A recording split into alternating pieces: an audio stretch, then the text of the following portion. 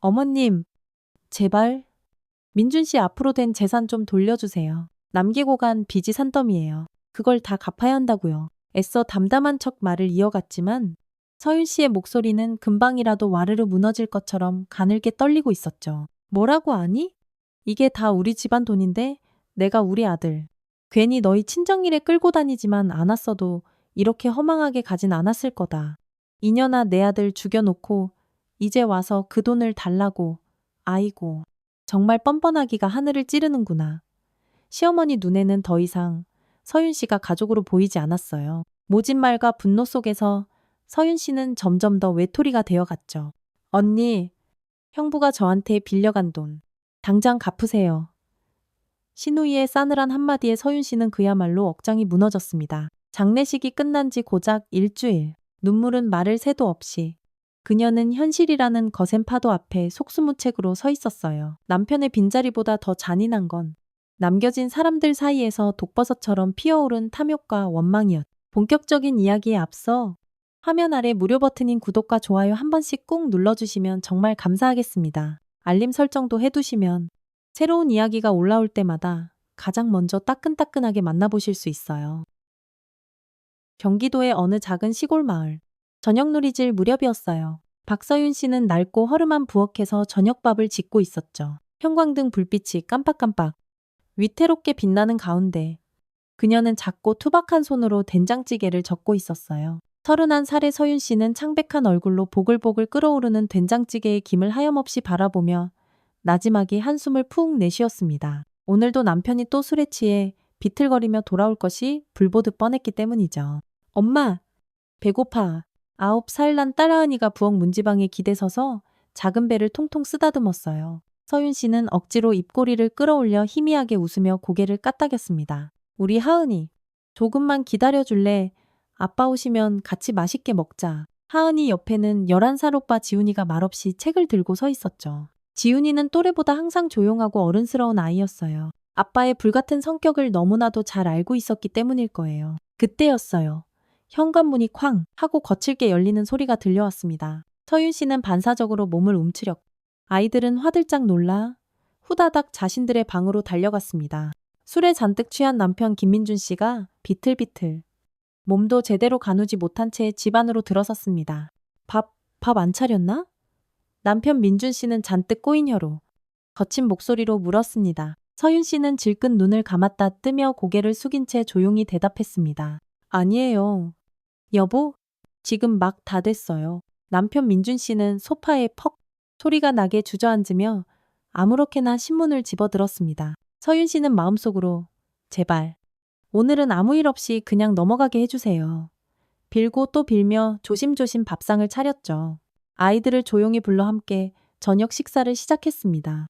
식사 도중 남편이 갑자기 된장찌개 그릇을 탁 내려놓았습니다. 아, 이게 뭐야? 왜 이렇게 짜냐고. 확. 서윤 씨는 아래 십술을 지그시 깨물었습니다. 죄송해요. 여보? 오늘따라 간이 좀 짜게 됐나 봐요. 매번 이런 식이야. 시집 온 지가 몇 년인데 아직도 된장찌개 하나 제대로 못 끓이나. 남편의 목소리가 점점 더 커졌습니다. 서윤 씨는 아이들을 힐끔 눈치를 살폈습니다. 지훈이와 하은이는 고개를 푹 숙인 채 밥만 깨작거리고 있었죠. 이런 험악한 분위기가 하루 이틀이 아니었으니까요. 대답 안 해 지금 내 말 무시하는 거야. 남편이 갑자기 벌떡 일어서며 고래고래 소리쳤습니다. 그의 손에 들려있던 젓가락이 서윤 씨의 팔을 강하게 후려쳤습니다. 짝 하는 소리가 방 안을 울렸어요. 서윤 씨는 터져나오려는 신음을 간신히 삼키며 억지로 입가에 미소를 걸었습니다. 제가 잘못했어요. 여보, 다 제 잘못이에요. 그날 밤 아이들이 깊이 잠든 후 서윤 씨는 어두운 방구석에 쭈그리고 앉아 소리 없이 눈물을 뚝뚝 흘렸습니다. 창문 너머로 스며드는 희미한 달빛이 그녀의 젖은 얼굴을 처연하게 비추었죠. 남편의 폭언과 폭행은 결혼 초부터 시작되었지만 시간이 흐를수록 그 정도는 더욱 심해져만 갔습니다. 말다툼이 격해질 때는 전화기를 서윤 씨 얼굴을 향해 집어던지기도 했고 손찌검은 그야말로 일상다반사였죠. 서윤 씨의 유일한 위안은 아이들의 새근새근 잠든 얼굴을 하염없이 바라보는 깊은 밤뿐이었습니다. 다음 날 아침, 시어머니가 연락도 없이 들이닥쳤습니다. 서윤 씨는 부엌에서 아침 식사를 준비하고 있었고 시어머니는 콧방귀를 뀌며 곧장 안방으로 들어가 아들과 소곤소곤 이야기를 나누었습니다. 어머님, 오셨어요? 서윤 씨가 조심스럽게 인사를 건넸습니다. 시어머니는 대답 대신 서윤 씨를 위아래로 쫙 훑어보았습니다. 아니, 시간이 몇 시인데 이제 아침을 준비하고 있는 게냐 하여간 느려 터져가지고는 쯧쯧. 서윤 씨는 아무 말도 하지 못했습니다. 시어머니의 그 날카로운 눈빛이 서윤 씨의 마음을 더욱더 바짝 얼어붙게 만들었죠. 며칠 후 서윤 씨는 남편과 아이들을 데리고 친정을 찾아갔습니다. 친정에서는 한창 모내기로 눈코 뜰 새 없이 바빴기 때문입니다. 남편은 평소와는 완전 딴 사람처럼 친정 부모님 앞에서는 세상 다시 없을 다정한 사위 노릇을 했습니다. 서윤 씨의 부모님은 그런 사위의 모습에 안심하며 흐뭇해했죠. 아이고, 우리 박 서방밖에 없네. 이렇게 바쁠 텐데 농사일까지 거들어주고 정말 고맙네. 서윤 씨의 어머니가 연신 감사하다며 말했습니다. 남편은 사람 좋은 웃음을 지으며 고개를 저었습니다. 아닙니다. 장모님, 뭐려? 당연히 제가 해야 할 일인걸요. 서윤 씨는 그런 남편의 이중적인 모습을 싸늘하게 바라보며 가슴이 답답하게 아파왔습니다. 하지만 부모님께 괜한 걱정을 끼치고 싶지 않아 아무 말도 하지 않고 꾹 참았죠. 모내기를 힘겹게 마치고 집으로 돌아온 다음 날 남편은 갑자기 감기 증상을 보이기 시작했습니다. 처음에는 가벼운 감기려니 생각했지만 점점 열이 펄펄 끓어오르며 상태가 심각해졌고 결국 병원에 입원하게 되었습니다. 의사 선생님, 제 남편 괜찮은 건가요? 서윤 씨가 걱정이 가득한 얼굴로 물었습니다. 의사는 차트를 꼼꼼히 살펴보며 대답했습니다. 단순 감기 증세 같긴 한데 면역력이 많이 떨어진 것 같네요. 일단 푹 쉬게 해주시고 경과를 좀 지켜보죠. 그러나 남편의 상태는 점점 더 악화되었고 결국 중환자실로 옮겨졌습니다. 서윤 씨는 아이들을 데리고 매일같이 병원을 오갔고 남편이 중환자실로 옮겨지자 아이들은 잠시 이웃집에 맡겨두고 병간호에 온전히 매달렸습니다. 하지만 남편의 상태는 조금도 나아질 기미를 보이지 않았죠. 그렇게 한 달이라는 시간이 속절없이 지난 어느 날 밤 남편의 상태가 급격히 나빠지자 동네 병원에서는 더 큰 병원으로 옮겨야 한다며 서울 아산병원으로 앰뷸런스를 타고 급하게 이동했습니다. 정확한 병명도 모른 채 그렇게 남편을 살리기 위해 서윤 씨는 홀로 고군분투를 하고 있었죠. 그렇게 서울 아산병원 중환자실에서 남편은 산소호흡기에 의존한 채 가쁘게 숨을 몰아쉬고 있었습니다. 병실 안에서는 의사와 간호사들이 분주하게 움직이며 조심스럽게 상태를 살피고 있었지만 그들의 표정은 어둡고 차갑게 굳어 있었습니다. 회복의 기미는 전혀 보이지 않았. 그렇게 이틀째 되던 날 밤 남편의 호흡이 갑자기 급격히 거칠어지기 시작했습니다. 마치 마지막 숨을 삼키듯 가쁘게 숨을 들이쉬고 내쉬는 소리에 곁에서 밤새 그를 지켜보던 서윤 씨의 얼굴이 하얗게 질려갔습니다. 환자분, 산소포화도 계속 떨어집니다. 간호사의 다급하고 날카로운 목소리가 병실 안에 울렸고 의료진이 일제히 침상으로 우르르 몰려들었습니다. 제세동기 준비해요. 어서. 혈압이 계속 떨어지고 있습니다. 의사는 짧고 단호한 명령을 쏟아내며 심장 압박을 시작했고 침대 위에 남편은 이미 의식을 잃은 채 축 늘어져 있었습니다. 서윤 씨는 중환자실 유리문 너머에서 떨리는 두 손으로 가슴을 부여잡고 그 광경을 숨죽여 바라봤습니다. 기도처럼 입술을 달싹이며 남편의 이름을 수없이 불렀지만 들리지 않는 목소리는 병실 안에 닿지 않았습니다. 그리고 이내 삐이이이 하는 길고 차가운 기계음과 함께 모니터의 심박선이 일직선으로 변하는 순간 모든 것이 멈췄습니다. 남편은 그렇게 그녀가 손 한 번 제대로 잡아보지도 못한 채 차갑게 숨을 거두었습니다. 갑작스러운 남편의 죽음에 서윤 씨의 일상은 단번에 무너져 내렸죠. 남편의 사망 소식을 들은 시어머니는 병원 복도에서 서윤 씨에게 온갖 독설을 퍼부었습니다. 내 아들이 너희 친정만 안 갔어도 절대 안 죽었어. 그날 모내기 일 시킨 거. 결국 그게 독이 된 거 아니냐고 이 왼수야. 서윤 씨는 아무 말도 할 수 없었습니다. 그저 오열하는 시어머니 앞에서 고개를 떨구고 서 있을 뿐이었죠. 내 아들 살려내 이년아, 내가 널 며느리로 들인 게 죄다. 죄야. 아이고, 내 아들. 서윤 씨는 그날 아이들을 끌어안고 한없이 울었습니다. 그동안 억눌러 왔던 모든 감정이 한꺼번에 폭발하듯 터져나왔죠. 갑작스레 남편을 잃은 슬픔과 앞으로 홀로 아이들을 어떻게 키워야 하나 하는 두려움이 거대한 파도처럼 밀려왔습니다. 엄마, 울지 마세요. 아들 지훈이가 작은 손으로 서윤 씨의 손을 꼭 잡았습니다. 서윤 씨는 아이의 그 작은 손을 더욱더 힘주어 쥐었습니다. 이제 그녀에게는 정말 이 아이들밖에 없었으니까요. 남편의 장례를 힘겹게 마친 후 서윤 씨는 겨우 정신을 차리고 냉혹한 현실과 마주해야 했습니다. 가장 먼저 해야 할 일은 남편 명의의 재산을 정리하는 것이었죠. 서윤 씨는 떨리는 손으로 남편의 통장과 재산 관련 서류들을 찾아보았습니다. 책상 서랍을 뒤지고 옷장 구석구석까지 샅샅이 살펴보았지만 낡은 통장 몇 개를 제외하고는 별다른 서류가 보이지 않았습니다. 이제 어떻게 살아가야 하나. 서윤 씨는 깊은 한숨을 내쉬며 통장을 열어보았습니다. 그러나 놀랍게도 통장에는 단돈 10,000원 한 장 남아있지 않았습니다. 월급을 받을 때마다 꼬박꼬박 저축을 한다던 남편의 말이 허공으로 흩어지는 순간이었습니다. 잔액은 0원, 그동안의 거래 내역을 쭉 확인해 보니 남편은 자신 몰래 돈을 인출해 어디엔가 흥청망청 써버린 흔적만 어지럽게 남아있었죠.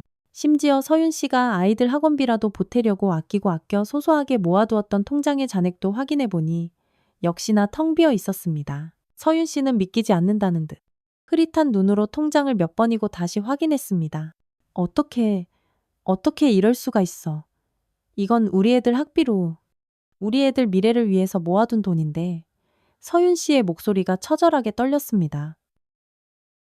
다음 날 아침, 시누이 2명, 김민희 씨와 김수진 씨가 갑자기 쳐들어왔습니다. 지훈이와 하은이는 학교에 간 상태였기에 서윤 씨는 혼자서 그들을 맞이해야 했습니다. 시누이들의 표정이 심상치 않았습니다. 새언니, 저희가 할 말이 좀 있어서 왔어요. 큰 시누이 민희 씨가 얼음장처럼 차가운 목소리로 말했습니다. 서윤 씨는 불안한 마음을 애써 감추며 시누이들을 거실로 안내했습니다.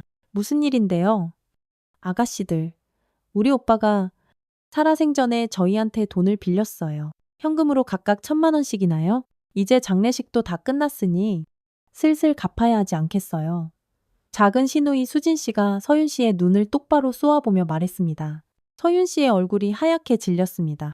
네, 돈을 빌렸다니요. 저는 정말 처음 듣는 얘긴데요. 당연히 모르겠죠? 오빠가 새언니 몰래 빌린 거니까. 뭐카? 큰 시누이 미니 씨가 코웃음을 치며 비아냥거렸습니다.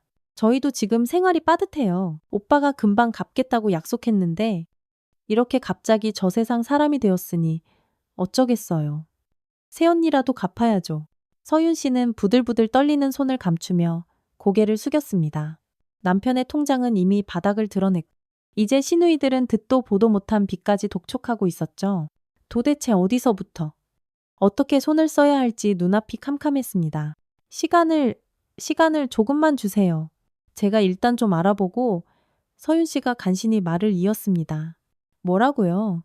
지금 우리가 오빠가 빌리지도 않은 돈을 빌렸다고 거짓말이라도 한다는 거예요. 새언니, 사람을 뭘로 보고. 시누이들이 갑자기 흥분하더니 자리에서 벌떡 일어났습니다. 당장 오빠 재산 정리되는 대로 저희 돈부터 갚아요. 알겠어요? 그렇게 악을 쓰고 그들은 문을 쾅 소리가 나게 닫고 나가버렸습니다. 서윤 씨는 정말 하늘이 무너지는 것만 같았습니다. 남편의 피를 나눈 동생이라는 사람들이 남편이 죽자마자 그 슬픔이 채가시기도 전에 알지도 못하는 빚을 갚으라며 이렇게까지 몰아세우다니요. 그날 오후 상황은 더욱더 악화되었습니다. 동네 주민들까지 하나둘씩 찾아와 남편이 빌린 돈을 돌려달라고 요구했죠. 1명, 2명, 매일같이 누군가가 찾아와 돈을 달라고 아우성이었습니다. 아이고, 서윤 씨, 민준 씨가 돈이 급하다고 해서 빌려줬는데 3달 전이었지. 아마 이웃집 아주머니가 영수증처럼 보이는 구겨진 종이 한 장을 내밀었습니다. 저희도 가게 사정이 어려워서 그런데 민준 씨가 말한 날짜가 한참 지났네요. 허허.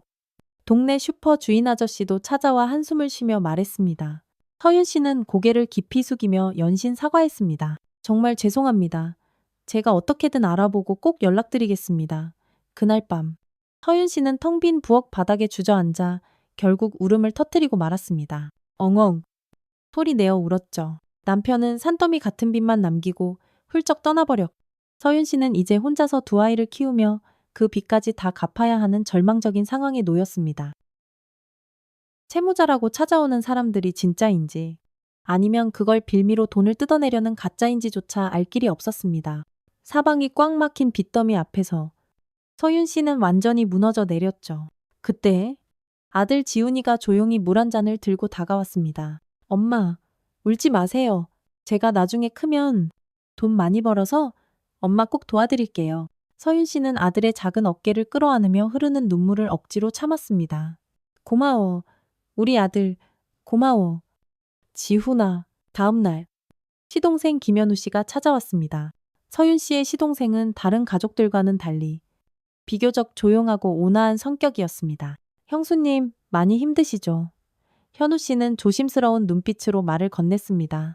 형님, 앞으로 된 차량이랑 남은 재산 정리 같은 거 제가 좀 도와드릴게요. 남편의 갑작스러운 죽음 이후 서윤 씨는 복잡한 서류들과 처리해야 할 온갖 일들에 이미 지쳐 있었습니다. 그런 서윤 씨에게 시동생의 제안은 마치 한 줄기 빛처럼 큰 위안으로 느껴졌고 그녀는 망설임 없이 고개를 끄덕였습니다. 현우 씨는 며칠 동안 형의 재산을 정리했습니다. 낡은 승용차를 중고로 팔고 형이 예전에 가입해둔 작은 보험금도 받아냈죠. 그렇게 박박 긁어모은 돈은 약 1,000만 원 정도였습니다. 하지만 당연히 서윤 씨에게 돌아올 것이라고 생각했던 그 1,000만 원은 온데간데 없이 깜깜무 소식이었습니다. 서윤 씨는 당장의 생활비와 이웃 사람들에게 진 빚을 조금이라도 갚기 위해 시동생에게 남편의 재산을 달라고 조심스럽게 연락했습니다. 하지만 돌아온 대답은 서윤 씨의 가슴을 싸늘하게 만들었습니다. 아, 그거요. 형님이 누나들한테 돈 빌린 게 있다고 하셔서 그 정리한 돈 어머님께 다 드렸는데요. 시동생의 태연한 말에 서윤 씨는 정말 어이가 없었습니다. 자신에게 단 한마디 상의도 없이 시어머니께 그 돈을 전부 드렸다니요. 아니, 그걸 왜 저한테 말 한마디 없이. 바로 그때였습니다. 시어머니가 불쑥 또다시 예고도 없이 찾아온 것이었죠. 그래, 현우가 정리한 돈 내가 가져갔다. 왜 민준이까지 동생들한테 빌린 돈이 있다는데?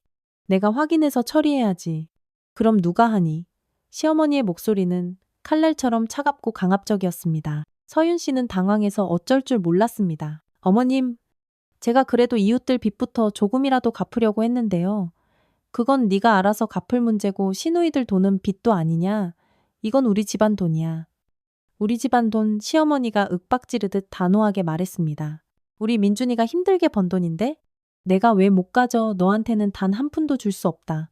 알겠어? 서윤 씨는 그렇게 남편이 남긴 단 하나뿐인 재산마저 속절없이 빼앗기고 만 것입니다. 철저하게 시댁 식구들로부터 배제되었죠. 모든 것이 서윤 씨를 깊은 절망의 구렁텅이로 밀어넣었습니다. 그렇게 하염없이 울다 퉁퉁 부은 눈으로 학교에서 돌아온 아이들을 맞이했죠. 아이들의 걱정 어린 눈빛을 볼 때마다 서윤 씨의 가슴은 더욱더 미어졌습니다. 그래, 아이들을 봐서라도 이렇게 언제까지고 울고만 있을 수는 없어? 다음 날, 서윤 씨는 친정 부모님을 찾아갔습니다. 모든 상황을 눈물로 솔직하게 말씀드렸죠. 이렇게 된 이상 아이들 데리고 여기서 새 출발을 해야 할 것 같아요. 서윤 씨가 떨리는 목소리로 말했습니다. 당장 일자리부터 알아봐야 할 것 같고요. 친정 부모님은 한참 동안 아무 말 없이 서윤 씨를 안쓰럽게 바라보았습니다.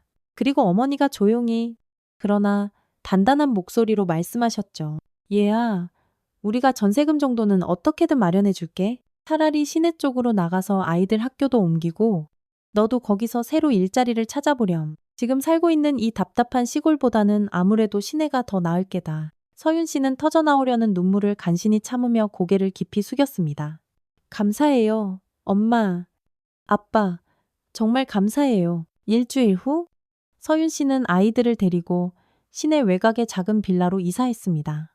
방 2칸짜리 아주 작은 집이었지만 그녀에게는 새로운 시작을 위한 더없이 소중한 공간이었죠. 시댁의 지긋지긋한 그림자는 여전히 그녀를 따라다녔지만 이제 그녀는 자신만의 길을 개척해 나가기로 굳게 결심했습니다. 남편의 죽음 이후 남겨진 그 어두운 그림자에서 벗어나 사랑하는 아이들과 함께 새로운 삶을 시작할 시간이었습니다. 서윤 씨는 아이들이 학교에 간 동안 온 동네를 이잡듯 돌아다니며 일자리를 찾았습니다. 이렇다 할 경력도 없고 특별한 기술도 없는 그녀에게 주어진 선택지는 그리 많지 않았습니다. 최종 학력이 중학교 졸업이시네요. 면접관이 이력서를 내려다보며 나지막이 중얼거렸습니다. 서윤 씨는 고개를 푹 숙이며 손가락만 꼼지락거렸습니다. 어려운 가정 형편 때문에 공부를 더 할 수 없었던 지난 현실이 새삼 부끄럽게 느껴졌죠. 하루 종일 발품을 판 끝에 마침내 시내 변두리에 있는 작은 중소기업 공장에 취직할 수 있었습니다. 단순 조립 작업이었지만 서윤 씨에게는 그야말로 사막의 오아시스처럼 소중한 기회였습니다. 아침 일찍 출근해 저녁 늦게 퇴근하는 고된 일과였지만 아이들을 위해서라면 서윤 씨는 무엇이든 기꺼이 감내할 수 있었죠. 어이! 박서윤 씨 손이 작아서 그런가. 이런 세밀한 부품 조립은 아주 잘하네. 공장장이 서윤 씨의 작업을 지켜보며 칭찬했습니다. 서윤 씨는 쑥스러운 듯 수줍게 미소 지었습니다. 난생 처음으로 누군가에게 인정을 받는 듯한 기분이었죠. 첫 월급날.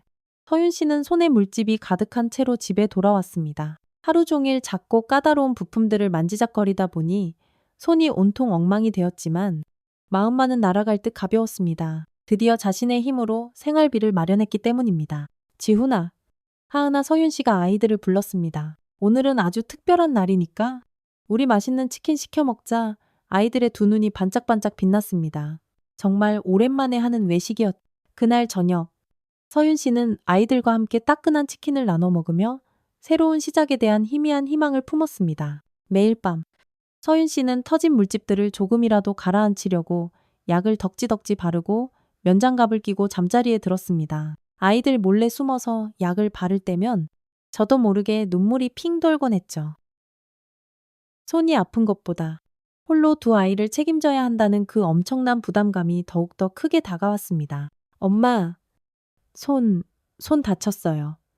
어느 날 아침 딸 하은이가 서윤 씨의 손을 보고 걱정스럽게 물었습니다. 서윤 씨는 재빨리 손을 등 뒤로 감췄습니다. 아니야, 괜찮아. 그냥 조금 쓰라릴 뿐이야. 우리 딸, 하은이는 아무 말 없이 엄마의 거친 손을 작은 두 손으로 꼭 잡아주고는 학교에 갔습니다. 그날 저녁, 집에 돌아온 하은이는 돼지 저금통을 깨서 모은 자기 용돈으로 산 연고를 엄마에게 불쑥 내밀었죠. 엄마, 이거 손에 발라요. 첩게. 서윤 씨는 순간 가슴이 뭉클해졌습니다. 어린 딸의 그 예쁜 마음씨가 너무나 기특하고 또 한편으로는 안쓰럽기 그지없었죠. 고마워. 우리 하은이. 정말 고마워. 두 아이를 홀로 키워야 하는 상황이 숨막히게 힘들고 버거웠지만 서윤 씨는 어떻게든 웃음을 잃지 않으려고 안간힘을 썼습니다. 아이들이 먹고 싶은 것이 있어도 차마 말하지 못하고 꾹 참는 모습을 볼 때마다 더욱더 독하게 더 열심히 살아야겠다고 몇 번이고 다짐했죠. 몇 개월이 지나자 서윤 씨의 손은 어느 정도 물집에 익숙해져 제법 단단해졌습니다. 작업 속도도 눈에 띄게 빨라져 월급도 조금씩이나마 올랐습니다. 그러나 남은 빚과 아이들의 교육비, 그리고 당장의 생활비를 감당하기에는 여전히 턱없이 빠듯했죠. 하루는 서윤 씨의 여동생 박지민 씨가 찾아왔습니다. 지민 씨는 늘 밝고 활달한 성격으로 힘든 시기를 보내는 언니 서윤 씨에게 큰 힘이 되어 주었죠. 언니, 요즘 보니까 동네에 미용실이 엄청 많이 생기더라고. 여자 혼자 하기도 괜찮고 무엇보다 기술직이라 수입도 꽤 쏠쏠한가 봐. 지민 씨가 따뜻한 차를 한 모금 마시며 말했습니다. 언니도 한번 배워보는 건 어때? 언니 손재주도 좋잖아. 서윤 씨는 잠시 생각에 잠겼습니다.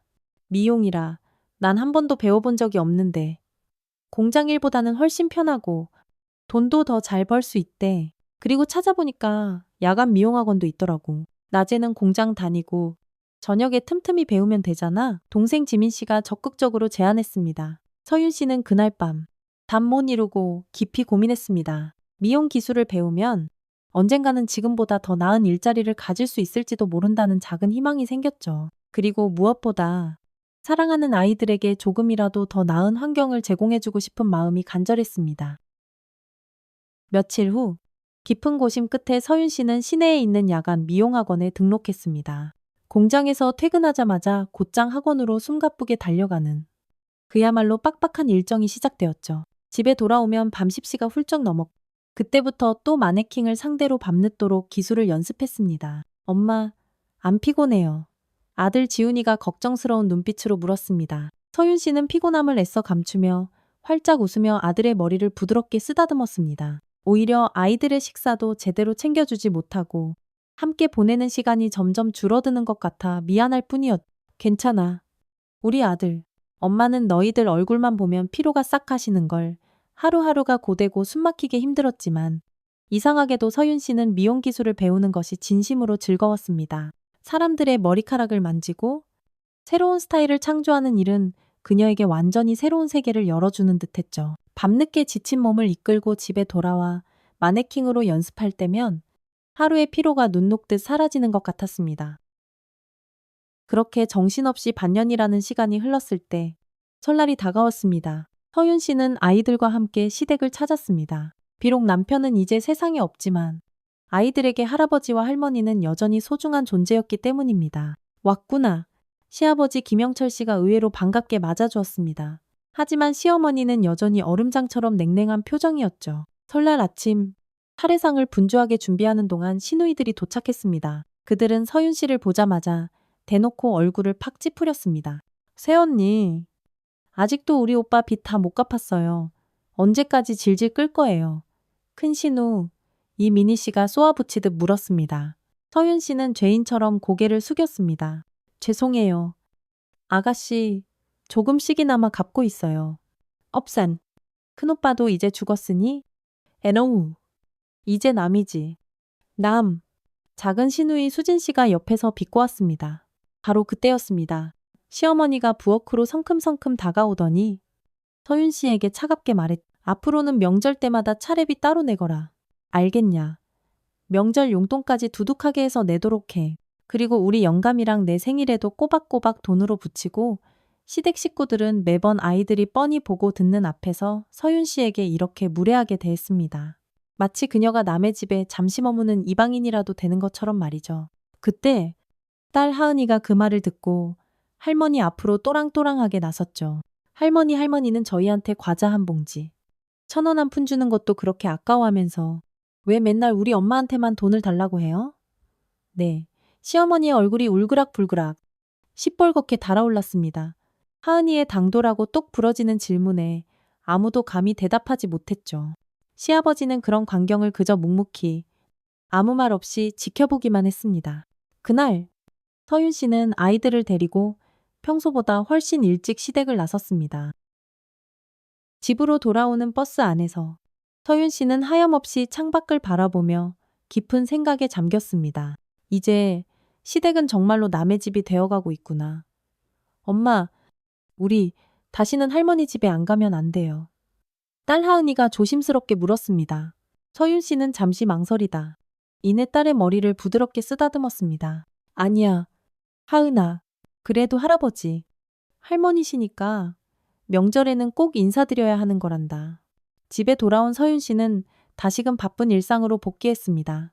낮에는 공장에서 땀 흘려 일하고 밤에는 미용학원에 다니는 숨가쁜 나날이 계속되었죠. 하지만 그 고된 과정 속에서 서윤 씨는 자신도 모르게 점점 더 강해지고 있었습니다. 날이 갈수록 서윤 씨의 손길은 더욱더 섬세해졌고 미용 기술은 눈에 띄게 향상되었습니다. 학원 강사도 서윤 씨의 남다른 재능을 알아보고 더 많은 기술과 노하우를 아낌없이 가르쳐 주었죠. 그렇게 공장 일과 악착같이 병행했던 미용 공부가 드디어 빛나는 결실을 보았습니다. 서윤 씨는 밤낮 없이 피땀 흘려 노력한 끝에 드디어 그토록 염원하던 미용사 자격증을 취득했습니다. 자격증을 손에 받아든 그날, 서윤 씨는 정말 오랜만에 진심으로 환하게 웃었습니다. 이제 드디어 새로운 출발을 할 수 있다는 벅찬 희망이 가슴속에 가득 차올랐죠. 엄마 정말 축하해요. 아들 지훈이와 딸 하은이가 기쁨에 겨워 소리쳤습니다. 아이들은 엄마를 위해 서툴지만 정성껏 작은 케이크를 준비했습니다. 비록 조촐하고 작은 케이크였지만 서윤 씨에게는 세상 그 어떤 화려한 선물보다도 값지고 소중하게 느껴졌죠. 고마워. 우리 강아지들. 고마워. 서윤 씨는 터져 나오려는 눈물을 억지로 참으며 아이들을 힘껏 꼭 안았습니다. 앞으로 엄마가 너희들에게 더 좋은 엄마가 될게. IAT. 다음 날 서윤 씨는 오랫동안 정들었던 공장을 그만두었습니다. 공장장은 못내 아쉬운 표정으로 서윤 씨의 손을 잡았습니다. 아이고, 박서윤 씨. 일도 참 잘했는데 정말 아쉽게 됐네. 그래도 다른 곳에서도 분명 잘 해낼 거라고 믿어요. 꼭 성공할 겁니다. 공장장이 진심 어린 목소리로 응원하며 말했습니다. 서윤 씨는 고개를 깊이 숙여 감사 인사를 전했습니다. 그동안 정말 감사했습니다. 공장장님, 잘 챙겨주셔서 잊지 않겠습니다. 미용사 자격증을 품에 안고 서윤 씨는 시내의 여러 미용실 문을 두드렸습니다. 하지만 미용실 경력이 전혀 없었기 때문에 처음에는 여러 곳에서 번번이 거절당했죠. 그러나 마침내 동네에서 꽤 규모가 있는 가위소리 미용실의 스태프로 취직할 수 있었습니다. 경력은 없지만 열정만큼은 있어 보이네요. 일단 기본적인 것부터 차근차근 배워봅시다. 원장님이 서윤 씨를 지그시 바라보며 말했습니다.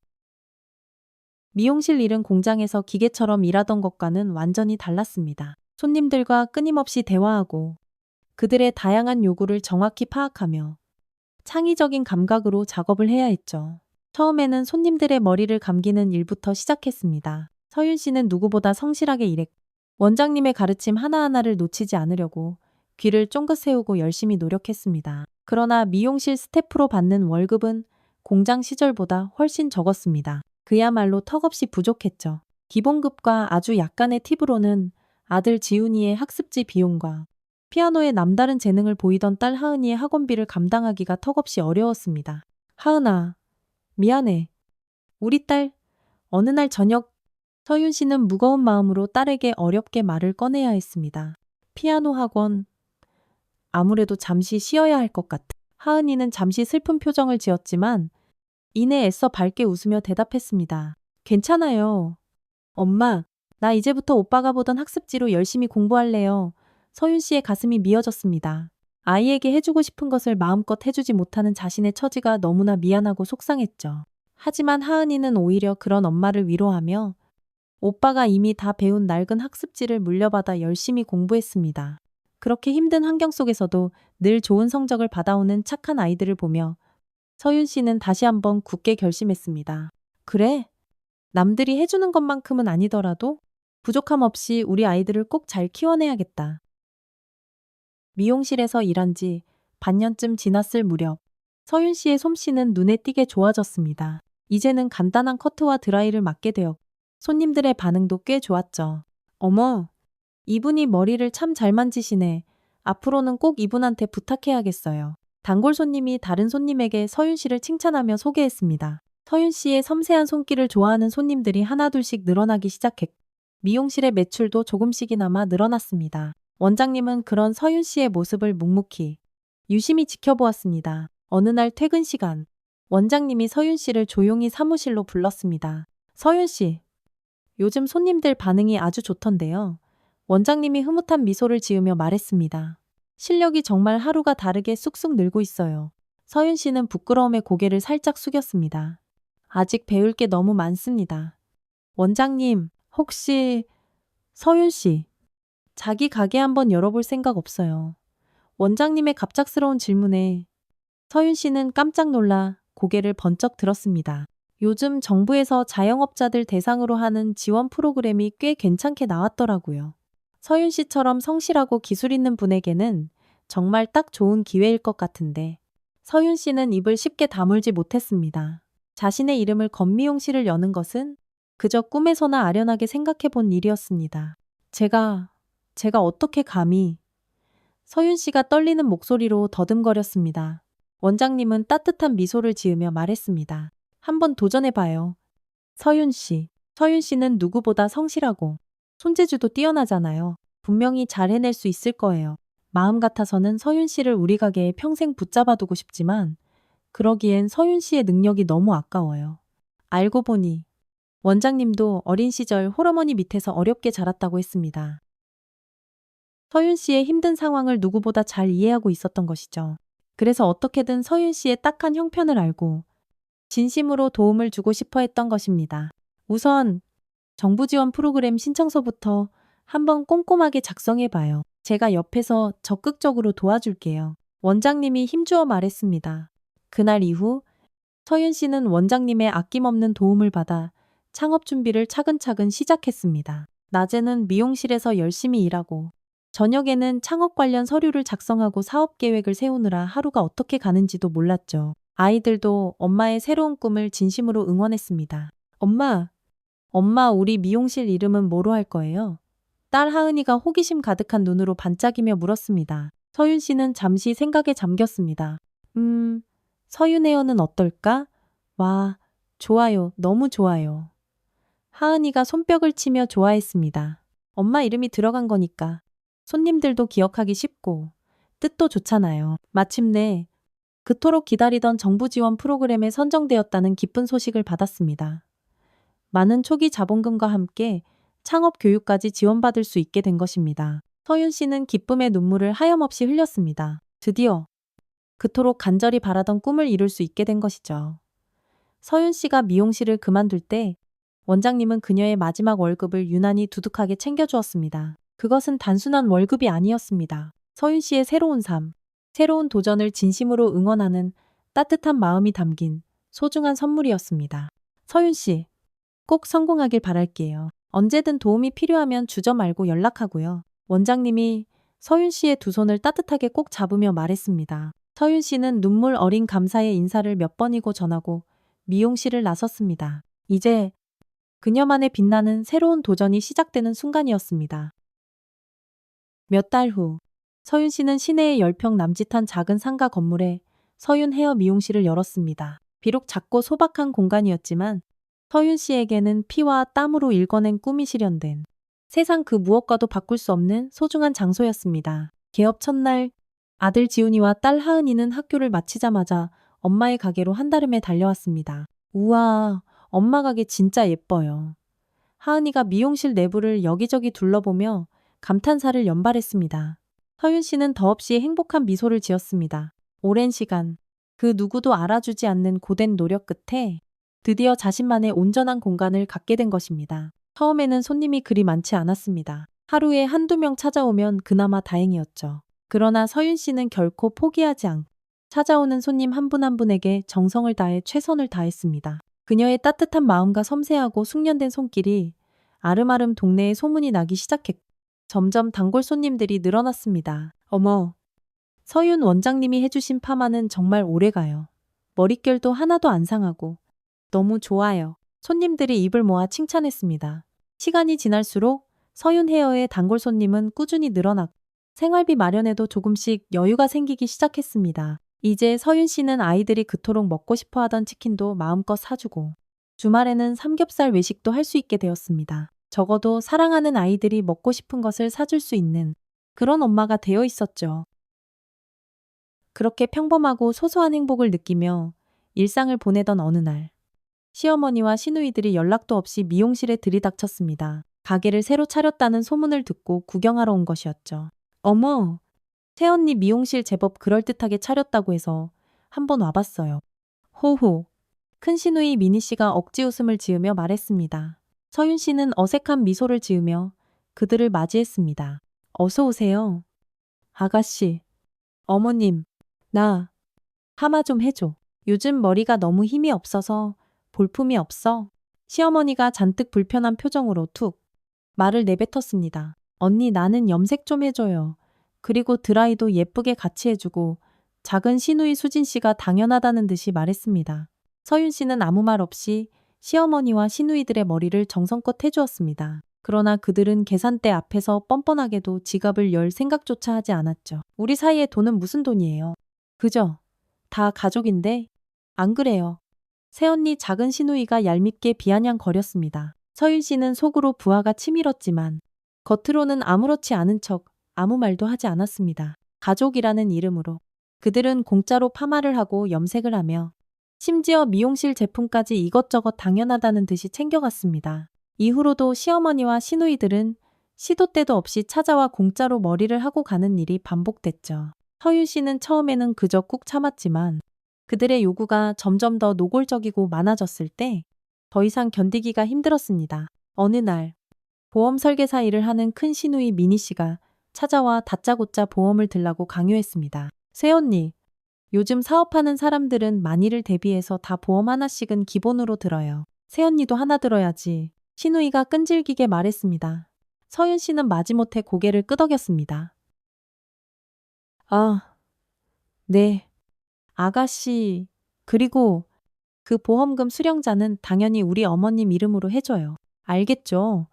신우이가 당연하다는 듯 덧붙였습니다. 서윤 씨는 그 말에 정색하며 고개를 들었습니다. 네, 제 보험인데 그걸 왜 어머님 이름으로? 아니, 새언니는 진짜 너무 이기적인 거 아니에요. 어머니가 그동안 큰아들 잃고 하나뿐인 며느리라고 또 손주들이라고 얼마나 알뜰살뜰 챙기셨어요. 이 정도도 못 해줘요. 정말 너무하네. 신우이가 되려 불만스러운 표정으로 역정을 냈습니다. 서윤 씨는 바로 그 순간 뼈저리게 깨달았습니다. 그들은 결코 단 한순간도 서윤 씨를 진정한 가족으로 생각하지 않았다는 것을요. 그저 자신들의 필요에 따라 이용할 수 있는 만만한 대상일 뿐이었죠. 서윤 씨는 더 이상 그들의 부당한 요구를 참지 않고 단호하게 거리를 두기 시작했습니다. 죄송합니다. 아가씨, 지금은 아이들 키우느라 경제적으로 여유가 전혀 없어요. 그리고 아직은 보험 들 필요성도 잘 못 느끼겠고요. 서윤 씨가 조심스럽지만 단호하게 말했습니다. 신우이는 잔뜩 불만스러운 표정을 지었지만 서윤 씨는 더 이상 예전처럼 물러서지 않았습니다. 이제 그녀는 자신의 삶을 스스로 당당하게 개척해 나가는 어엿한 사업가였으니까요. 과거의 깊은 상처에서 서서히 벗어나 새롭게 자신의 색깔로 물들어가는 삶의 여정이 그렇게 시작되고 있었습니다. 그렇게 시댁과 거리를 두고 얼마 지나지 않았을 때였습니다. 어느 늦은 저녁, 서윤 씨의 전화기가 요란하게 울렸습니다. 액정 화면에 시동생 현우라는 이름이 떠 있었습니다. 서윤 씨는 의아한 마음으로 전화를 받았습니다. 형수님, 지금 어머니가 갑자기 뇌출혈로 쓰러지셨어요. 시동생 현우 씨의 다급하고 떨리는 목소리가 전화기 너머로 들려왔습니다. 지금 빨리 병원 응급실로 오셔야 할 것 같아요. 서윤 씨는 순간 숨이 멎는 것 같았습니다. 비록 그동안 시어머니와의 관계가 원수처럼 좋지 않았지만 그래도 아이들의 할머니였, 먼저 떠나보낸 남편의 어머니였기에 덜컥 걱정이 되었습니다. 네, 알겠어요. 지금 바로 가볼게요.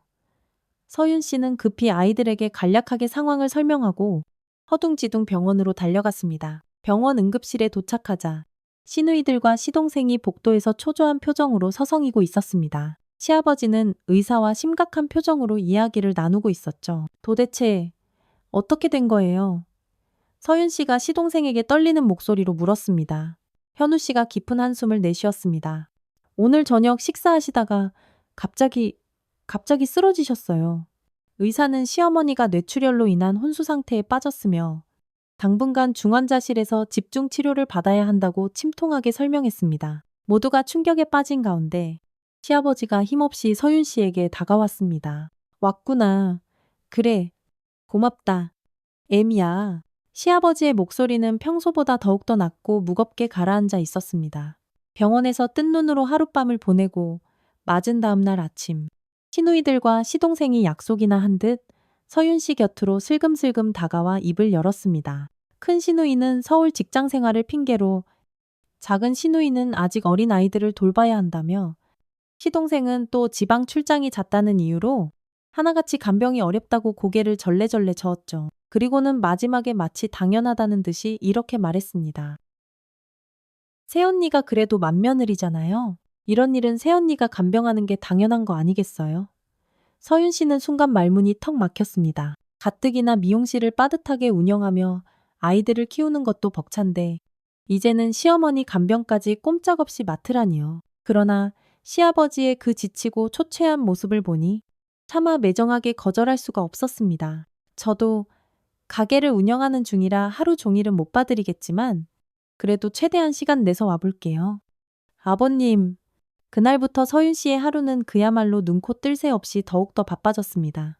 아침 일찍 아이들을 학교에 보내고 오전에 서둘러 미용실 문을 열어 손님을 받고 이른 오후에 허겁지겁 마감을 한 뒤 병원으로 달려가 시어머니를 돌보았습니다. 밤늦게까지 간호한 뒤 녹초가 되어 집에 돌아가기 일쑤였죠. 엄마, 너무 무리하는 거 아니에요. 그러다 엄마까지 쓰러지면 어떡해요. 딸 하은이가 걱정 가득한 눈빛으로 물었습니다. 서윤 씨는 피곤에 절은 얼굴로 애써 희미하게 미소 지었습니다. 괜찮아. 우리 딸, 할머니가 많이 아프시니까 엄마가 조금이라도 도와드려야지. 그렇게 미용실 영업시간을 대폭 줄이면서까지 시어머니 간병을 도맡게 되었습니다. 매출은 당연히 줄었지만 서윤 씨는 그것이 사람으로서 마땅히 해야 할 도리라고 생각했죠. 시누이들과 시동생은 처음에는 약속이라도 한 듯이 간병비를 조금씩 보태주겠다고 하더니 한 달이 지나도록 감감무소식, 아무런 연락조차 없었습니다. 어느 날 병실에서 땀을 뻘뻘 흘리며 시어머니를 돌보고 있을 때 시아버지가 조용히 다가왔습니다. 그동안 시아버지는 늘 무거운 침묵을 지키며 그저 모든 상황을 지켜보기만 했었죠.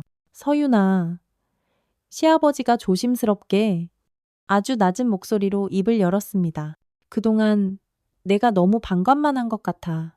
미안하구나. 서윤 씨는 깜짝 놀라 고개를 들었습니다. 시아버지가 이런 속마음을 내비치는 것은 정말 처음 있는 일이었습니다. 아버님, 서윤 씨가 차마 말을 잇지 못했습니다. 시아버지는 땅이 꺼질 듯 깊은 한숨을 내쉬었습니다. 내가 민준이 살아있을 때도 그렇고 그 애가 죽고 나서도 너한테 제대로 된 따뜻한 말 한마디 건네주지 못했구나. 정말 미안하다. 애미야. 서윤 씨의 눈시울이 뜨겁게 붉어졌습니다. 그동안 시아버지는 그저 말이 없었을 뿐 모든 것을 다 지켜보고 알고 있었던 것입니다. 괜찮습니다. 아버님, 다 지난 일인데요. 서윤 씨가 떨리는 목소리로 애써 아무렇지 않은 척 대답했습니다. 시아버지는 천천히 고개를 저었습니다. 아니다. 괜찮지 않아. 내가 좀 더 일찍, 좀 더 강하게 나섰어야 했는데 다 내 잘못이다. 그날 이후 시아버지와 서윤 씨 사이에 아주 작지만 의미 있는 변화가 생겼습니다. 시아버지는 종종 서윤 씨에게 피로의 복제라도 사다 주거나 아이들 학교 생활은 어떤지, 별일은 없는지 등을 살며시 물어보곤 했죠. 그동안 차마 표현하지 못했던 마음을 아주 조금씩 서툴게나마 드러내기 시작한 것입니다.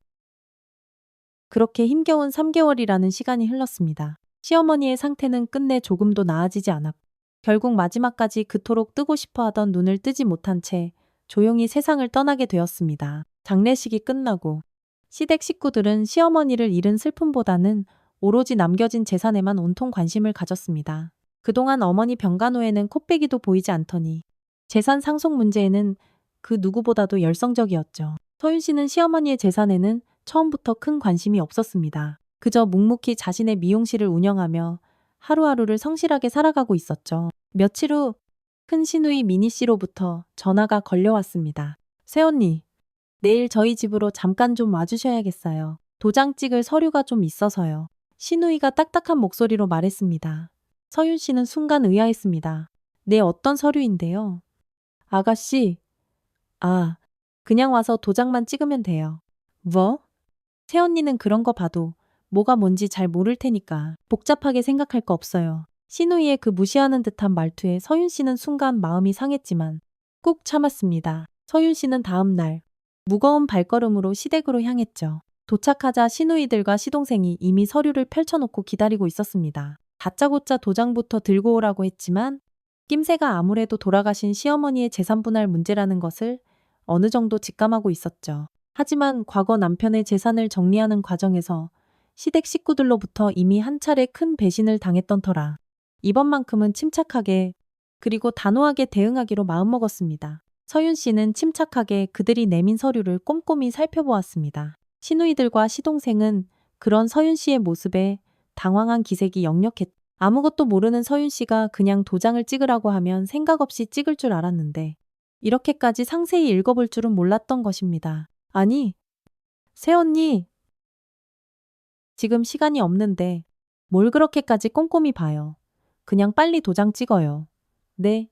큰 시누이는 초조한 듯 서윤 씨를 다그치기 시작했죠. 하지만 서윤 씨는 아랑곳하지 않고 한자 한자 꼼꼼하게 읽어 내려갔습니다. 도장을 찍으라는 그 문서는 충격적이게도 시어머니 명의로 된 땅 문서였고 그 내용은 아이들의 정당한 몫을 포기한다는 내용이 선명하게 담겨 있었습니다. 남편의 몫이 당연히 손자들에게 상속되는 것이기 때문에 법적 보호자인 서윤 씨의 도장이 반드시 필요했던 것이었죠. 서윤 씨는 속에서부터 분노가 치밀어 올랐습니다. 저는 이 서류에는 절대로 도장을 찍을 수 없습니다.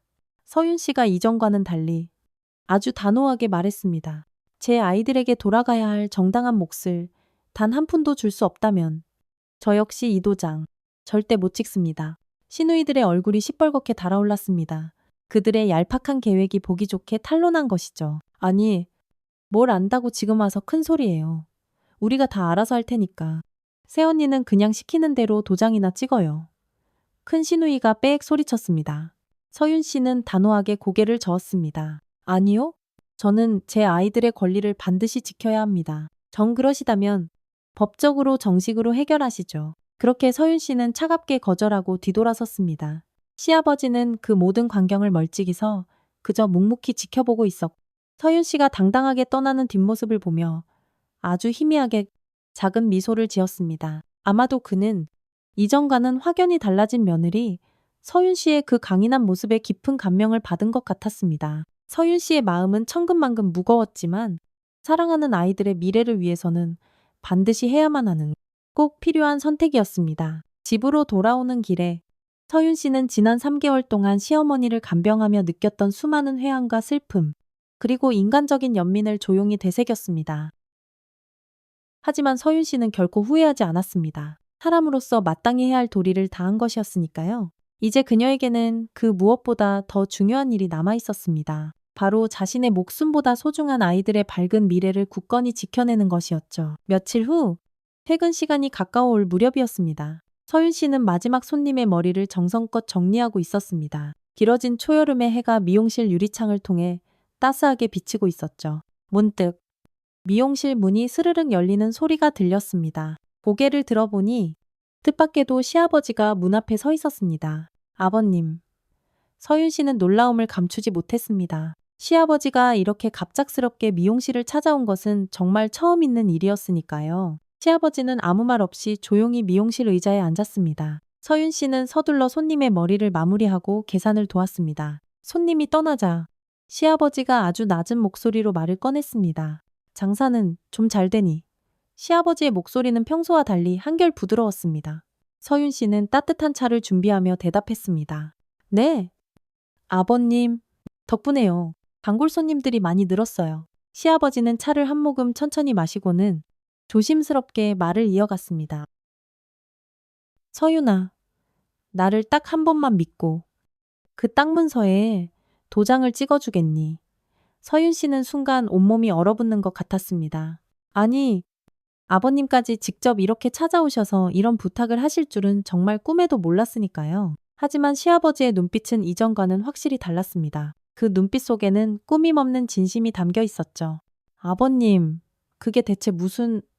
서윤 씨가 당황하며 말을 더듬었습니다. 시아버지는 천천히 이야기를 이어갔습니다. 내가 나조차도 믿을 수 없다는 거 잘 안다. 하지만 이게 내 마지막 부탁이다. 애미야.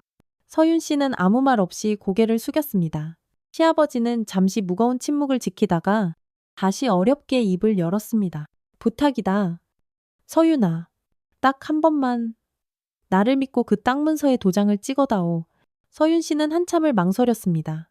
하지만 시아버지의 그 간절하고 진심 어린 눈빛을 보니 차마 거절할 수가 없었습니다. 결국 서윤 씨는 시아버지의 말씀에 따르기로 어렵게 동의했죠. 그렇게 상속 과정은 모두 마무리되었고 겉으로 보기에는 아이들에게 돌아갈 몫이 감쪽같이 사라진 듯 했습니다. 서윤 씨는 시아버지를 믿었고 솔직히 말해서 아이들의 정당한 몫을 원했던 것뿐이지 재산 상속 자체에 대한 큰 욕심은 전혀 없었습니다. 그래서 아이들의 몫에 대해 더 이상 묻지 않고 묵묵히 자신의 일상을 살아왔죠. 시간은 물처럼 흘러 어느덧 10여 년이라는 세월이 훌쩍 지났습니다. 딸 하은이는 예쁜 여고생이 되었고 아들 지훈이는 늠름한 대학생이 되었습니다.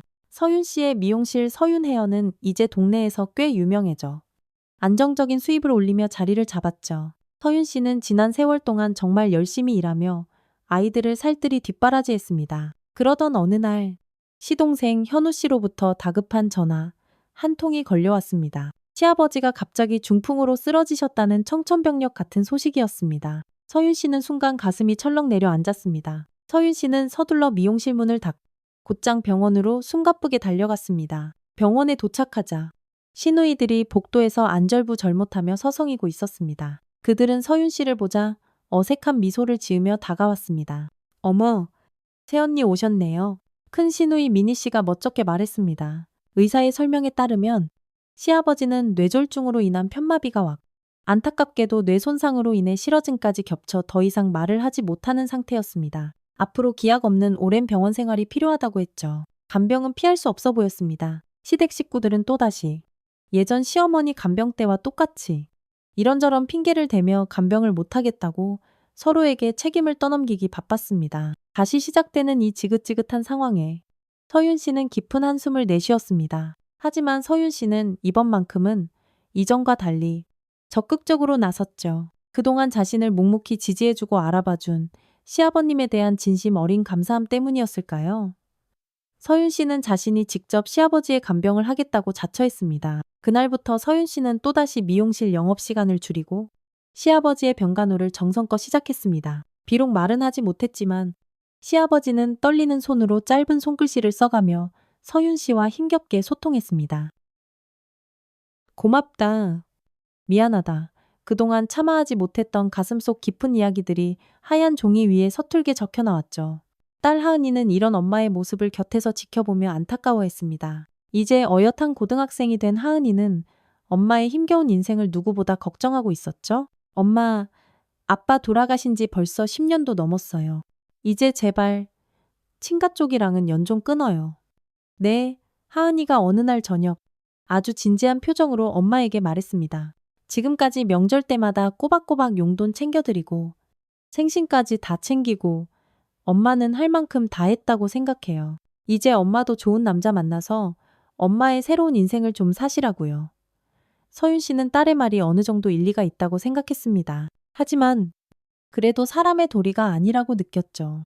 또한 그렇게 하는 것이 자신의 마음도 편치 않았기에 그저 자신의 마음이 이끄는 대로 묵묵히 행동했습니다. 하은아, 그래도 할아버지가 계셨기에 지금의 너희가 존재하는 거란다.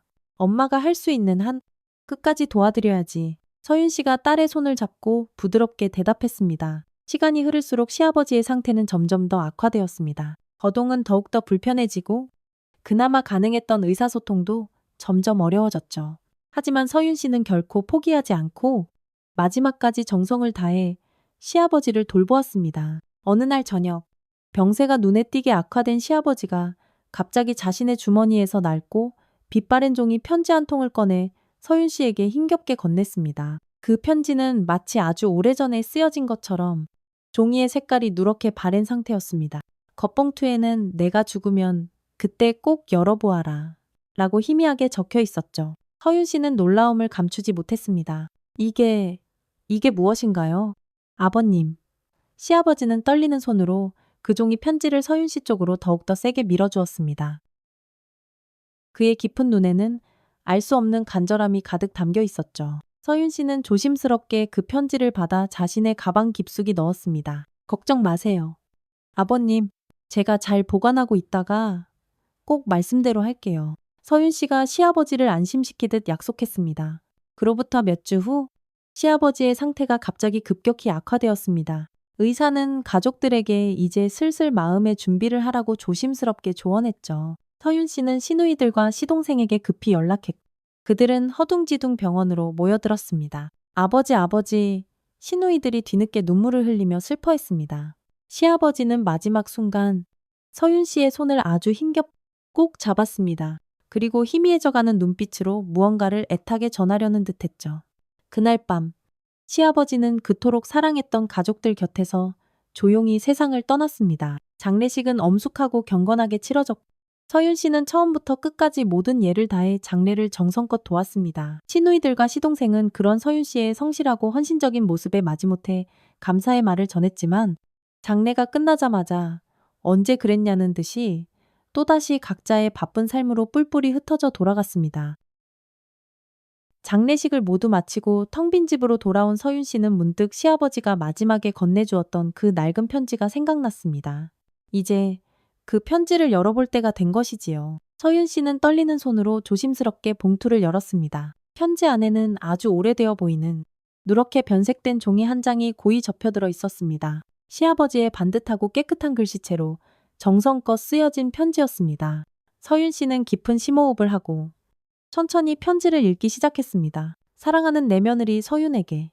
이 편지를 네가 읽고 있다면 나는 이미 이 세상을 떠났을 것이야. 먼저 내 가슴 깊이 너에게 미안하다는 말을 전하고 싶구나. 큰아들 민준이의 갑작스러운 죽음과 우리 가족들의 그 모진 괴롭힘으로 얼마나 힘들었을 내 훌륭한 며느리에게 따뜻한 위로 한 번 제대로 해주지 못하고 그저 침묵 속에 숨어 살았던 이 못난 시아비를 부디 용서해 주렴. 민준이가 살아있을 때 그 애가 네게 얼마나 큰 상처를 주었는지 그 모든 순간들을 나는 다 알고 있었다. 밤마다 숨죽여 울고 있는 내 모습을 안방에서 다 듣고도 용기 내어 나서지 못했던 내 무력함이 지금도 내 가슴을 갈기갈기 찢는구나. 큰아들이 세상을 떠난 뒤에도 우리 가족들이 내 마지막 남은 재산마저 빼앗 내 여린 마음에 매일같이 대못을 박는 것을 그저 지켜보기만 했던 내 비겁한 침묵이 얼마나 큰 죄인지 나는 매일 밤 깊은 양심의 가책으로 잠들지 못했단다. 서윤아, 홀로 두 아이를 악착같이 키우는 내 가녀린 어깨에 무거운 짐만 더해준 것밖에 없는 이 못나고 못난 시아버지를 부디 용서해다오. 네가 아침부터 밤늦게까지 뼈 빠지게 일하고 그 힘든 와중에도 아이들을 살뜰히 챙기며 키우는 모습을 늘 멀리서 안타깝게 지켜보면서도 제대로 된 도움 한번 건네지 못했구나. 따뜻한 밥 한 끼, 용돈 한번 제대로 쥐어주지 못한 내가 너무나 부끄럽기만 하다. 그리고 내 아내가 병으로 쓰러졌을 때 모두가 이런저런 핑계로 등을 돌리고 외면했지만 너만은 없는 시간까지 쪼개어 만들어 밤낮으로 정성껏 간병해 주었지. 그때 내 지치고 수척해진 얼굴을 보며 내 마음이 또 얼마나 아팠는지 너는 모를 것이다. 내 아내를 마지막까지 네가 그렇게 극진히 돌봐준 그 따뜻한 마음, 그 깊은 정성을 나는 영원히 잊지 못할 것이다. 그리고 이렇게 늙고 병든 나까지 마지막 순간까지 이렇게 정성으로 돌봐준 내 그 고운 마음씨, 그 따뜻함이 내 마지막 날들을 얼마나 찬란하게 빛나게 해주었는지 모른다. 내가 말 한마디 제대로 못하고 그저 침대에 누워있을 때도 매일같이 내 이부자리를 정돈해주고 내 얼굴을 깨끗이 닦아주고 내게 재미있는 책을 읽어주던 내 그 정성스러운 모습에 나는 매일 밤 남몰래 눈물을 삼켰단다. 사실 나는 아주 오랫동안 이 날을 준비해왔다. 큰아들이 떠난 후 나는 남몰래 재산을 다시 모으고 조금씩 불려왔지. 그것은 모두 너와 내 사랑하는 손주들을 위한 것이었다. 다른 자식들은 아무도 모르게 아주 조용히 준비한 내 마지막 마음의 선물이란다. 내가 이렇게 너에게만 따로 무언가를 준비한 이유는 내 나머지 자식들이 절대로 그냥 순순히 너에게 재산을 공평하게 분할해 줄 리가 없다는 것을 너무나 잘 알기 때문이야. 민준이 때도 그랬고 내 아내 때도 그랬듯이 내 배 아파 낳은 자식들이지만 적어도 그들이 네게 평생 씻을 수 없는 괴로움만 줄 사람들이란 걸 나는 너무나 잘 안다. 내가 어쩌다 이렇게 자식들을 키웠는지 지금 내 마음이 너무나 쓰리고 아프구나. 민준이의 무덤, 그 비석 바로 옆에 작은 상자를 하나 숨겨두었다. 그곳에 가서 그 상자를 찾아 서울 강남역 근처에 있는 이정수 변호사 사무실을 찾아가거라. 그가 앞으로의 모든 것을 상세히 설명해 줄 것이다. 서윤아, 네가 우리 가문의 며느리로 온 것은 나에게는 정말 큰 복이었다. 네가 우리 지훈이, 하은이를 출산한 날 나는 또 얼마나 기뻤는지 모른다. 내 어머니, 그러니까 네 시할머니도 그때는 정말 많이 좋아했었지. 내 아내가 너에게 그토록 모질게 대한 것에는 어쩌면 내 잘못이 가장 크다. 내가 젊은 시절 하던 사업만 망하지 않았어도 아내와 자식들이 그렇게까지 돈에 집착하지는 않았을 거라 생각해. 이제 와서 이런 말들로 네게 용서를 구하려는 건 아니란다. 그저 적어도 네가 그 아팠던 기억들을 가슴에 품고 평생 아파하며 살지 않기를 바랄 뿐이다. 우리 지훈이와 하은이에게도 이 할아버지의 애틋한 사랑을 꼭 전해다오. 할아버지가 너희를 얼마나 자랑스러워했는지 또 얼마나 가슴 깊이 사랑했는지 꼭 말해주렴. 마지막으로 정말 고맙다. 내 착하고 어진 며느리여서 이제부터는 부디 행복한 날들만 네 앞에 가득하기를. 이 시아비가 하늘에서 진심으로 기도하마 영원히 감사하며 너의 시아버지가 서윤 씨는 편지를 다 읽고 그 자리에 무릎을 꿇은 채 그만 오열하고 말았습니다. 엉엉 아이처럼 소리내어 울었습니다. 그동안 세상 그 누구도 알아주지 않았던 자신의 그 처절했던 고통과 피나는 노력을 시아버지는 단 한순간도 잊지 않고 모두 지켜보고 있었던 것입니다. 그 깊고 무거운 침묵 속에서도 자신을 변함없이 지켜보고 안타까워하고 사랑하고 또 감사했다는 그 따뜻한 마음이 서윤 씨의 가슴속 깊이 응어리져 있던 모든 상처를 부드럽게 어루만져 주는 것만 같았습니다. 오랜 시간 동안 차곡차곡 쌓여있던 그 모든 서러움과 원망이 한순간에 눈 녹듯 스르르 녹아내리는 듯 했습니다. 다음 날 아침, 서윤 씨는 평소보다 일찍 일어나 남편의 무덤을 찾아갔습니다. 비석 옆을 아주 조심스럽게 파내려 갔습니다. 얼마 지나지 않아 촉촉한 흙 속에 조용히 묻혀있는 작은 금속 상자가 모습을 드러냈습니다. 서윤 씨는 떨리는 손으로 그 상자를 꺼냈습니다. 그리고 곧장 서울로 향했죠. 강남역 근처에 도착한 서윤 씨는 주소를 따라 이정수 변호사 사무실을 찾아갔습니다.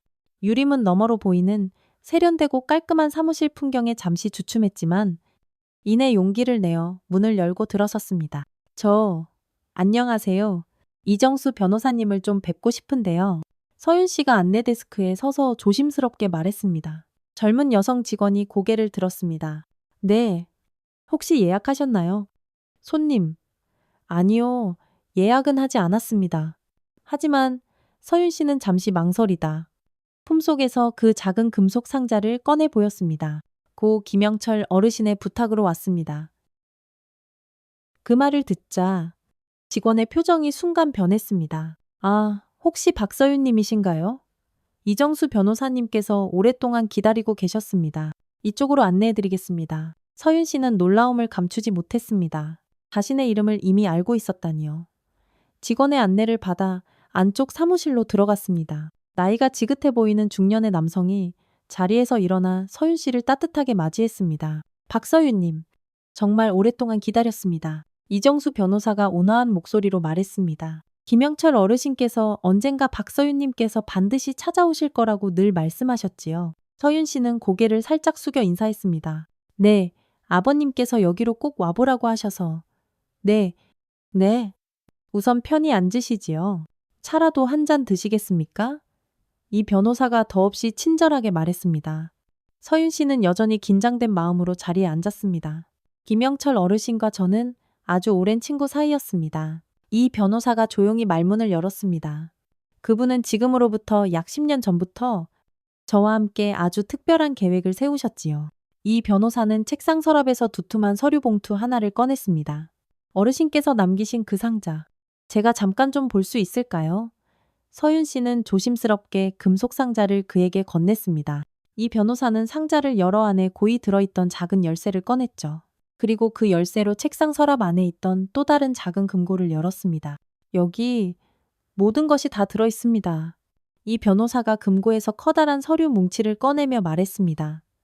서윤 씨의 눈앞에 펼쳐진 그 수많은 서류들을 보고 그녀는 순간 숨이 턱 막혔습니다. 그 속에는 서윤 씨와 두 자녀, 지훈이와 하은이의 이름으로 된 각종 부동산 관련 서류들이 가득 들어 있었습니다. 강남의 아파트 분양권, 여러 채의 상가 건물, 소유권, 그리고 수많은 주식 증명서까지 그야말로 엄청난 액수의 재산이 모두 서윤 씨와 아이들의 이름으로 차곡차곡 정리되어 있었죠. 이게 다 무슨... 서윤 씨는 너무나 놀라 말을 잇지 못했습니다. 이 변호사가 부드러운 미소를 지으며 설명했습니다. 김영철 어르신께서는 아드님이 돌아가신 직후부터 아무도 모르게 다시 재산을 모으기 시작하셨습니다. 그리고 그 모든 것을 오직 며느님과 손주들을 위해서만 남기셨지요. 하지만 어떻게 이렇게까지... 서윤 씨의 목소리가 가늘게 떨렸습니다. 어르신께서는 자신의 재산을 아주 철저하게 숨기셨습니다. 다른 가족들은 전혀 눈치채지 못하도록 말이지요. 이 변호사가 차분하게 계속 설명했습니다. 저와 함께 은밀하게 부동산에 투자하고 여러 사업체를 운영하시면서 재산을 꾸준히 불려오셨습니다. 그리고 그 모든 것을 박서윤님과 두 자녀분들의 공동 명의로 미리 다 해두셨던 겁니다. 서윤 씨의 두 눈에서 뜨거운 눈물이 주르륵 흘러내렸습니다. 시아버지가 그 깊은 침묵 속에서 남몰래 이런 엄청난 준비를 하고 있었다니 정말 꿈에도 상상하지 못했던 일이었습니다. 이 모든 재산을 현재 시세로 합치면 이 변호사가 잠시 계산기를 두드렸습니다. 대략 100억 원 정도 됩니다. 서윤 씨는 그 자리에서 정말 숨이 멎는 것 같았습니다. 100억 원이라니. 그동안 아이들을 키우느라 허리가 휘는 줄도 모르고 밤낮 없이 일했던 그녀에게는 정말 평생 상상조차 할 수 없었던 어마어마한 금액이었습니다. 그리고 김영철 어르신께서 제게 꼭 전해달라고 하신 말씀이 있습니다. 이 변호사가 아주 진지한 표정으로 말을 이었습니다. 이 엄청난 사실은 그 누구에게도 절대로 말하지 말라고 신신당부하셨습니다. 특히 다른 가족들에게는요. 김영철 어르신께서는 늘 며느님을 진심으로 자랑스러워 하셨습니다. 이 변호사가 서윤 씨의 어깨를 가볍게 토닥이며 말했습니다. 당신이 얼마나 강인하고 따뜻한 마음을 가진 사람인지 늘 제게 입이 닳도록 이야기하셨지요. 그 말을 듣는 순간 서윤 씨는 그동안 억눌러왔던 모든 감정이 한꺼번에 폭발하며 그만 오열하고 말았습니다. 그 자리에서 무릎을 꿇고 아이처럼 엉엉 울음을 터뜨렸죠. 그동안 겪었던 모든 고통과 서러움, 그리고 남몰래 삼켜야 했던 그 수많은 눈물이 한꺼번에 본물처럼 쏟아져 나왔습니다. 서윤 씨는 한참을 그렇게 울고 나서야 겨우 진정할 수 있었습니다. 시아버지의 그 헤아릴 수 없이 깊은 사랑과 세심한 배려에 가슴이 벅차도록 뭉클했습니다. 그동안 그 무거운 침묵 속에서 자신을 늘 묵묵히 지켜봐 주었다는 그 따뜻한 마음이 그 무엇보다도 더욱더 소중하게 느껴졌죠. 이제 저는 어떻게 해야 할까요? 서윤 씨가 젖은 눈가를 닦으며 힘겹게 물었습니다. 이 변호사는 따뜻한 미소를 지었습니다. 모든 재산은 이미 박서윤님과 두 자녀분들의 공동 명의로 안전하게 되어 있습니다. 필요한 법적 서류도 여기 다 준비되어 있고요. 이제 그 소중한 재산을 앞으로 어떻게 활용할지는 전적으로 박서윤님의 선택에 달려 있습니다. 서윤 씨는 자신에게 갑자기 주어진 이 엄청난 기회와 그에 따르는 무거운 책임감에 잠시 압도되는 듯 했습니다. 하지만 곧 마음을 굳게 다잡았죠. 시아버지가 자신을 그토록 굳게 믿고 모든 것을 맡긴 것이니 그 깊은 믿음에 반드시 보답해야 했습니다. 정말 감사합니다. 변호사님. 서윤 씨가 고개를 깊이 숙여 진심으로 인사했습니다. 아버님의 그 귀한 뜻, 제가 잘 받들겠습니다.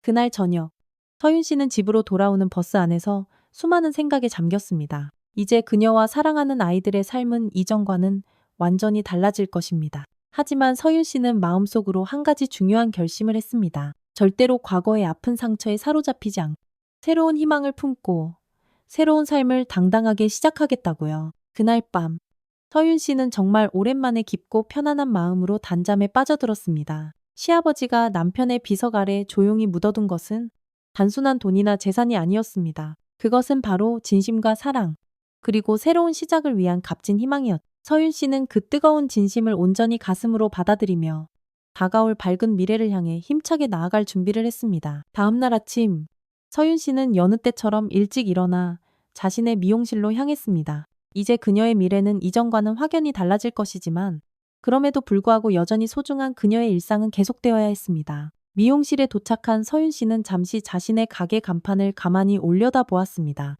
서윤 헤어. 그녀의 이름을 따서 만든 이 작고 소박한 공간이 앞으로는 더욱더 큰 의미를 가지게 될 것이라는 예감이 강하게 들었죠. 그래, 앞으로 이 공간을 통해 나처럼 힘들었던 더 많은 사람들에게 작은 도움이라도 줄 수 있을 거야. 서윤 씨는 마음속으로 그렇게 굳게 다짐했습니다. 그렇게 서윤 씨의 빛나는 새로운 인생 이막이 조용히 그러나 힘차게 시작되었습니다. 시아버지가 남편의 비석 아래 고이 묻어두었던 그 100억 원의 뜨거운 진심은 이제 서윤 씨의 따뜻한 손길을 통해 세상 속에서 더욱더 큰 사랑으로 활짝 피어날 준비를 하고 있었습니다. 초여름의 싱그러운 햇살이 눈부시게 쏟아지던 어느 아침. 서윤 씨는 확장 공사를 모두 마친 새로운 미용실 앞에 감격스러운 표정으로 서 있었습니다. 간판에는 여전히 서윤 헤어라고 쓰여 있었지만 그 아래에는 작은 글씨로 사회적 기업 1호점이라는 새로운 문구가 선명하게 추가되어 있었죠. 시아버지가 남겨주신 그 소중한 재산으로 서윤 씨는 기존의 미용실을 훨씬 더 큰 규모로 확장했고 과거 자신처럼 경제적으로 어려운 환경에 놓인 아이들에게 무료로 미용 기술을 가르치고 자립을 돕는 따뜻한 공간으로 새롭게 탈바꿈시켰습니다. 뿐만 아니라 서윤 씨는 주기적으로 복지시설을 찾아가 거동이 불편한 어르신들의 머리를 정성껏 손질해드리는 봉사활동을 펼쳤고 형편이 어려운 한부모 가정 아이들을 위한 작은 장학재단도 조용히 설립했습니다. 그녀가 과거에 겪었던 그 혹독한 고난과 아픔을 누구보다 잘 이해하기에 지금도 어딘가에서 비슷한 상황에 처해 힘겨워하고 있을 이들을 진심으로 돕고 싶었죠. 시아버지가 돌아가신 후 서윤 씨는 자연스럽게 시댁과의 모든 연을 끊고 지냈습니다. 시누이들과 시동생은 결국 아버지의 남은 재산 분할 문제로 서로 머리채를 잡고 꼴사납게 다투다가 결국에는 서로 연락조차 끊긴 채 뿔뿔이 흩어져 남보다 못한 사이가 되었다는 소식을 건너 듣게 되었죠. 서윤 씨는 시아버지와의 마지막 약속대로 시아버지가 남긴 유산에 대해서는 끝까지 입을 다물고 철저히 비밀을 지켰습니다. 그렇게 또 몇 년이라는 시간이 흘러 지역 신문사에서 우연히 서윤 씨의 미용실을 취재하게 되었고, 서윤 헤어는 사회적 기업의 아주 성공적인 모범 사례로 널리 알려지며 유명해졌습니다. 그러던 중 어느 날 미용실에 정말 뜻밖의 손님이 찾아왔습니다. 다름 아닌 큰 시누이 미니 씨였죠. 예전에 그 뻔뻔하고 기세등등하던 모습은 온데간데 없이 허름한 옷차림에 잔뜩 지치고 피곤한 얼굴이었습니다. 시누이는 남편의 끊이지 않는 폭행으로 결국 이혼했고, 그나마 받았던 얼마 되지 않는 재산마저도 전 남편이 도박과 술로 모두 탕진해서 지금은 아무것도 남지 않았다고 힘없이 말했습니다. 다른 형제들과도 아버지 재산 문제로 크게 다투고 나서는 완전히 연락을 끊고 지낸다는 것이었죠. 저기, 새언니, 혹시 저도 여기서 일할 수 있을까요? 시누이가 고개를 푹 숙인 채 아주 작은 목소리로 망설이며 물었습니다. 서윤 씨는 잠시 아무 말 없이 침묵했습니다. 과거에 자신을 그토록 모질게 괴롭혔던 시누이를 선뜻 돕는 것이 결코 쉬운 결정은 아니었지만 복수보다는 용서를 택하고 싶었습니다. 그리고 그것이 어쩌면 하늘에 계신 시아버님께서도 바라시는 일일 거라는 생각이 들었죠. 그래도 밥은 먹고 살아야죠. 내일 아침 9시까지. 여기 서윤에어 1호점으로 나와요. 단, 지각하면 월급에서 감봉할 거예요. 그날 오후 어느덧 어엿한 아가씨로 훌쩍 자란 딸 하은이가 창밖을 물끄러미 바라보며 엄마에게 물었습니다. 엄마, 왜 큰 고모 받아줬어? 나라면 절대 용서 못했을 텐데. 서윤 씨는 창밖 담벼락 아래 소담하게 피어난 하얀 찔레꽃을 가만히 바라보며 나지막이 대답했습니다. 글쎄, 어쩌면 그 사람도 예전의 나처럼 누군가 단 한 사람의 따뜻한 손길이 절실히 필요했을지도 몰라. 서윤 씨는 속으로 조용히 중얼거렸습니다. 아버님, 저 지금 정말 잘 살아가고 있어요. 그리고 이젠 정말 괜찮은 그런 따뜻한 계절 속에 있습니다. 가게 유리창에 반사된 서윤 씨의 얼굴에는 그 어느 때보다 평온하고 아름다운 미소가 잔잔히 어려 있었습니다. 남편의 비석 아래 고이 묻혀있던 것은 단순한 재산이 아니라 진정한 사랑과 깊은 믿음의 메시지였고, 그 소중한 메시지는 이제 서윤 씨를 통해 또 다른 힘겨운 이들에게 따뜻한 희망으로 전해지고 있었습니다. 오늘의 이야기. 여러분은 어떻게 들으셨나요? 화면 아래 보이는 무료인 구독과 좋아요, 그리고 알람 설정까지 꼭 잊지 마시고, 여러분의 따뜻한 댓글 하나가 저희에게는 정말 큰 힘이 된답니다. 오늘 하루도 함께 해주셔서 진심으로 감사드립니다. 지금까지 사연만사였습니다.